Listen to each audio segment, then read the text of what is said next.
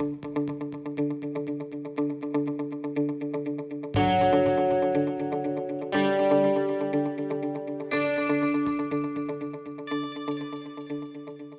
right. So, as Mary Beth said, I am Bradley Taylor, and I serve as the Assistant Council Commissioner in Old Hickory Council.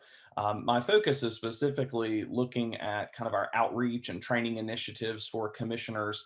But as we have seen, it also kind of goes to extend to our unit leaders and our district leaders. And so, in my time allotment today, I just really want to share with you some innovative programs for contacting and serving our units, especially during this last year, or even more than that, right? We all kind of tend to focus on the pandemic, but there's been a lot of factors maybe over the last couple of years, and so we're all really challenged to be innovative, if you will. So, really, the question is, what is innovation? What does it mean to us individually? What does it mean for the Boy Scouts of America? What does it mean as a unit leader, as a district leader, as a commissioner? So, to me, I think innovation calls each of us to embody several unique qualities. It could be about leadership, to direct and model the change that we wish to see. It could be cultivating teamwork among our peers. It could be striving for consistent and clear communication. It could be researching and tracking our progress more closely on the road to achieving those established goals. You've already heard today several references to many of these things, right? Being leaders, teamwork, communicating, tracking progress. It could be how do we how do we look at effectiveness in the management of our resources with some sort of kind of organizational model so that way we can optimize them, right? All of us have a variety of different resources, some more scarce than others, and how do we manage those effectively so that way we can be successful? So my question that I want you to think about is, what do you think? What do you think innovation means to each of us in our roles and in scouting? And so I'd like to kind of take just a moment to consider how this word and this concept of innovation applies to the Boy Scouts of America and our councils. Most definitely, how do they apply to the units that we serve and support? At the most basic level, we are here to serve our communities by delivering on the mission of the Boy Scouts of America to prepare young people to make ethical and moral choices over their lifetime by instilling in them the values of the Scout Oath and Law. It's really that simple. So, how do we deliver that, right? Our goal is 5-star satisfaction. We want that 5-star rating. So, let's strive for a quality program, for dedicated leadership, and of course, an unwavering passion for scouting. Each one of us has it. I know we do. We wouldn't be here on a Saturday morning without it. And when we do this, we will be the best leaders that we can be, and we will be able to provide the best program possible. So I think all that can lead us toward that 5-star customer satisfaction. And one thing that's kind of funny is right before we made the transition, I saw somebody right out my window over here, kind of walking down the street, and a car passed by. And lo and behold, scouting is alive because scouting for food was taking place this morning right outside my window. They were dropping off those bags and collecting next week. And so think about how we can continue to deliver upon that mission. And scouting is truly alive and well. And so I thought this was a wonderful quote. The COVID-19 pandemic has really presented the BSA with many unforeseen challenges. I mean, that could be on how to deliver our program in a socially distanced environment or in a virtual environment. It has certainly presented challenges for recruitment of youth when our traditional means are not available. It has presented challenges of fundraising when many in our communities and the areas that we serve may have been negatively impacted by the pandemic economy. And so we've been fighting this battle. We've been fighting the battle also of a national organization bankruptcy that's been kind of undergirded by negative PR that we've seen over the past several months. And so this has led us to really this new word. We all know it, we've all heard it, we've all said it, and it's retention, right? How do we retain our youth? How do we retain our units? And so I'm going to ask that you flip the script a little bit. Let's instead focus on growth and not retention. Retention is the single most important thing for growth. That is true. But let's look more at the growth element. And I think, Keith was just sharing some great ideas about that. Bill shared some great ideas about how the organization is going to change to kind of open up those pathways for growth opportunity. It is important to retain our youth and our units, but sometimes we spend so much energy on doing that that we fail to see the opportunity for growth of new people, right? And so, I thought that this quote by Walt Disney really summed it up. Do what you do well, that they will want to see it again and bring their friends. So let's quit focusing on the problems, the bankruptcy, the pandemic, the declining membership, falling short of fundraising goals, and I could list them on. Instead, let's focus on delivering that high quality, top notch program that we all have one benefited from. We love it, we know it, and we enjoy delivering it. If we do that well, then our youth will want to come back or stay engaged, and they will bring their friends, right? They will have a great experience and they'll be talking about it and they'll inspire others to join. We are still relevant and we can grow, but we must do what we do and we must do it well. So, in the spirit of talking about kind of being innovative and reaching out to our units and contacting our units, you might ask, well, how can we do that? And I think these 6 blocks are really simple ways that we in Old Hickory have really focused our efforts. We've been focusing program on that. We've focused our communication on that, and I think it's applicable for anyone. It's applicable for all councils. It's applicable for all districts and all units. So we need to provide that number one customer service. And the main way to do that is to communicate. We got to communicate well, and we've got to communicate often. We've got to deliver on our promise to provide a very high quality program. We can't just, talk the talk. We've actually got to do it too. We've got to conduct health checks, and that can be health checks on units. It can also be actual health checks in the middle of the pandemic to make sure that we are offering that safe program. We've got to follow the be prepared, right? We talk about it, we've got to live it, we've got to model it. Identify our resources, and then let's use them effectively. If you haven't taken just a few moments lately to kind of sit down and write out the resources available to you, I'd highly encourage you to do that, because sometimes we keep going down the road and we forget that maybe we've got new resources available, or maybe we've lost a few that we thought were in our back pocket and we need to find a new source. We've got to collaborate and partner up. We've got to share ideas and cultivate teamwork. That's the only way that we're going to be successful, both in our roles in serving our youth, but also as an organization. We're all in this together, and so if we don't work together, we're not going to succeed. So we must innovate or die. It's the cost of not doing anything. It's really, really simple. Innovation, I think, is the key for how our organization is going to continue moving forward and how we're going to be successful in our local communities. So the question that I present you as I share these case studies is, how can we deliver upon the mission of the Boy Scouts of America very well in all that we do? So here's how it's going to go. I'm going to share with you just a few different examples that really over the last maybe 8 to 10 months, we have found significantly effective in our outreach and in our support of units. A couple of those, we're going to talk about a webinar series that we created and hope to continue to develop and foster as a viable resource, even moving forward. We have developed a unit resources website on our council webpage, and that is like a one-stop shop. So many of us know about going here, going there, looking at this, looking at that, check this out, and it's all over the place. Why not bring it to one spot? We've really focused on a coordinated outreach of professional staff and volunteers working together to help track our units who are active and not active, to do health checks, to see what's going on so we can provide the best support and resources.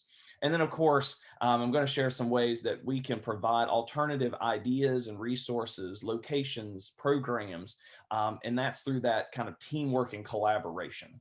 So to get us started, the first thing that I'm just going to call it is the elephant in the room.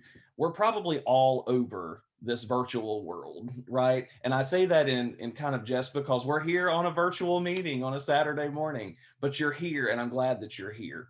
Um, some of us may be tired of it. I'm sure our youth are tired of it in different ways, but let's figure out how we can use it effectively.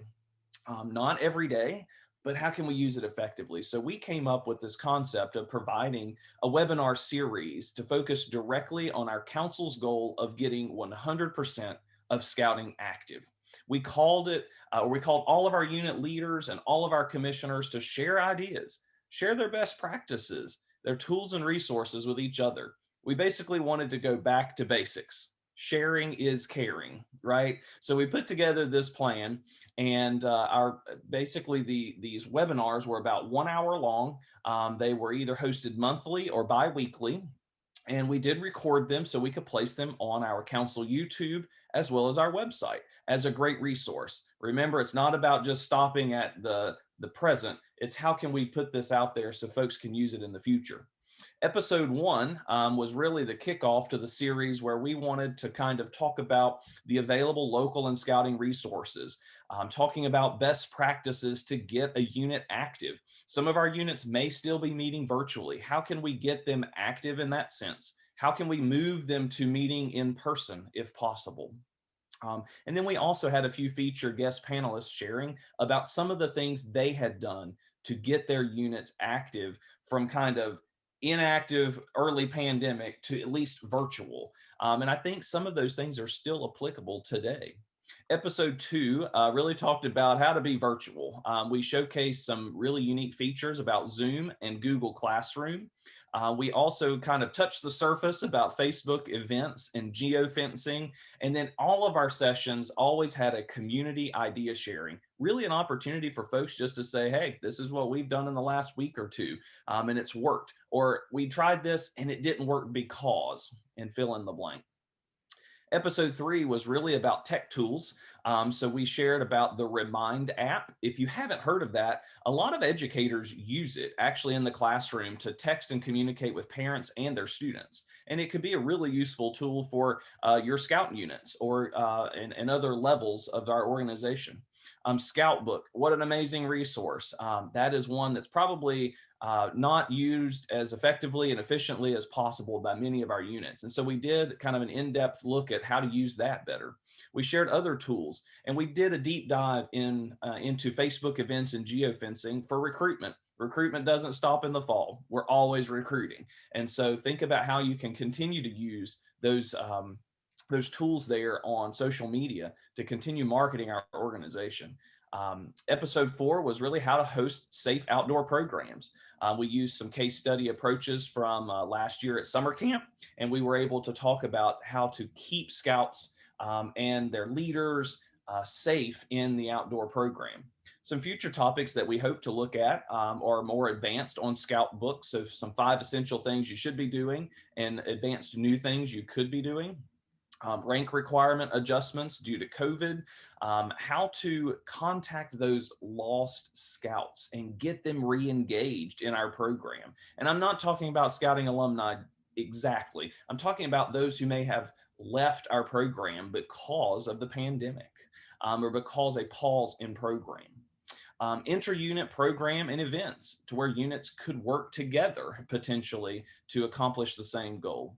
Rechartering tips and opportunities, how to conduct safe things like Pinewood Derbies, crossover ceremonies, blue and gold banquets, and so much more. It's really a focus on program. And so we're in development of a lot of these and hope to present the series about on a monthly basis moving forward. The objectives for this are simple, and I think each of you could take advantage of something like this too. We wanted to foster a community among our leaders. That would be unit leaders, commissioners. We wanted to provide best practices and resources for them and really offering a free exchange of ideas. So just as an example, these are some local and national resources that we shared. Many of these are great resources. You can see some of the local things that we were offering, such as we created a Cub Scout Leaders Facebook group so that way they could network with each other. We had that website I mentioned and the webinar series. But some of the national resources, if you haven't checked them out, scoutingwire.org has a ton of great ideas. There's a lot of resources, videos, marketing materials, programs that you can use. Be a Scout is a great recruitment tool. If you're not utilizing it effectively, it's a fantastic tool to check out. There's a lot of publications out there, ones like a Cub Scout idea book. There's some recruitment ideas. There's even kind of kits for virtual meetings that would help a lot of different units work on that if they're not yet meeting in person. And so definitely check those out. They are there for you. This is kind of our council website, and we wanted to put it right on the front, the homepage, this fall unit resources. And so here's kind of some of the examples that we put on there. We put the recordings of our webinar series, highlighting what was covered in those recordings. We put the Restart Scouting Checklist, which if you haven't seen that, it's really an important document, and I'll show it just here in a moment. Recruiting tools. There's whether it be platforms or whether it be actual tools that you can use when you're thinking about that. There's great activity adaptations that we've posted there. We've posted some information from some of the national program and commissioner newsletters, right, where they have also brought together a community of sharing ideas. So there's so much there, and it's always evolving. It is a living web page. So we invite our unit leaders and commissioners to come check it out on a regular basis. I mentioned that Restart Scouting Checklist. We really shared this a lot. We shared it every time we had a webinar. I'm sure we've emailed it out a ton of times. And if you haven't seen it, please check it out. It's a great 2-page document that really talks about how we can use a safe method to get our scouting program 100% active again, how we can continue to build on what we do best. And I think the most important part that I found useful is really on the second page, where it talks about some things that you should consider before you gather and while you're conducting your in-person program. And let's talk about it. It could be a unit meeting. It could be a camping trip. It could be, something that we do as service in our community. There's so many ways that this document can really help guide, and share it with your unit leader, share it with parents, right? Let everybody know about this document, because it really is a great tool for what we're going to do as we continue to work through the challenges that we're facing. So another innovative program that we focused on very early and simply was coordinated teamwork. And so we really wanted our professional staff and our commissioners and unit leaders to be working together. So I'm actually going to invite our council commissioner, Bill Orr, just for a moment or two to share just a little bit about this concept that we use that we call the traffic light tracking. And so, Bill, go ahead and unmute, and I will throw it up, the traffic light tracking slide. Yes, one of the things that all of you know as commissioners is how your units are doing. And you generally know whether they're strong, they're green, if they're yellow, there's some issues that they have and they need to work on, or they're red. There's trouble either now or there's trouble 1 or 2 years down the road. So one of the things that we did was we rated every unit red, green, and yellow, and then we published it. So if you'll switch to the next slide, you'll see what we did was we listed every unit and then we published it, red, green, yellow. We put comments out there. And then when we got together with our districts, our district committees, our district commissioners, we could begin to talk about this in terms of how are they doing, what's happening. We could update our information. We might say somebody was red and they go, oh, no, they fixed that particular issue. I think they're yellow or green now. So it just gave us a way as a whole organization to look at it. And I do think I wanted to make this point. One of the frustrations I had as a commissioner was I would record stuff in the commissioner tools. I'd record concerns, record red flags, and they didn't really necessarily get any attention. So this was a way I felt like too that we could get those concerns posted, and then we could work on it more as a group as opposed to me just throwing up something in commissioner tools and sometimes it not feeling like it went very far. So we're using this as a tool as we recharter. Our rechartering is March 31st.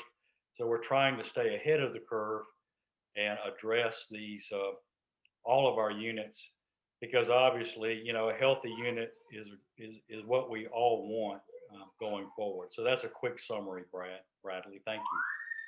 Thank you, Bill. Thank you so much for sharing about that great tool. As we're starting to kind of come into a landing on this segment of our program today, one of the final innovation suggestions that I wanted to share with you that we've adopted is to think outside the box when it comes to delivering program, connecting with our youth and parents, getting outside, and more. Use those virtual platforms like Zoom, WebEx, Google Meet, Google Classroom, the Remind app. We even created a merit badge virtual program, or a college, if you will, for scouts that are being used around the nation using Google Classroom. Get outside. It allows for more social distancing, and it's what we do best. It provides opportunity to engage with our exciting program, and many of our charter locations will allow this when indoor gatherings are limited. Use Scout Book to the fullest. And if you're not already, check into it. There's lots of great resources online. And then do a training for unit leaders on that. But lastly, know your W's, right? That's the hallmark of having a safe program. So as we start to kind of wind this up, Henry Ford really shares with us the simplicity of teamwork for achievement. He says, coming together is a beginning, staying together is progress, and working together is success. So the question is, how will we all come together in our organization and in our councils and in our districts? And how will we stay together and then work together for success? And my really last and final statement that I want to leave you with before I kind of hand it over to our next presenter is, I asked you earlier, how can we be innovative in delivering upon our mission? I've shared a lot of examples, and there's so many more I could share. We could go on for a couple of hours. But now we're called to act on this challenge. You probably are familiar, but our U.S. youth poet laureate Amanda Gorman shares this quote: "Being American is more than a pride we inherit. It's the past we step into it and how we repair it." So I'm going to rephrase that for you real quick. Being a scout is more than a pride we inherit. It's the past we step into and how we deliver it.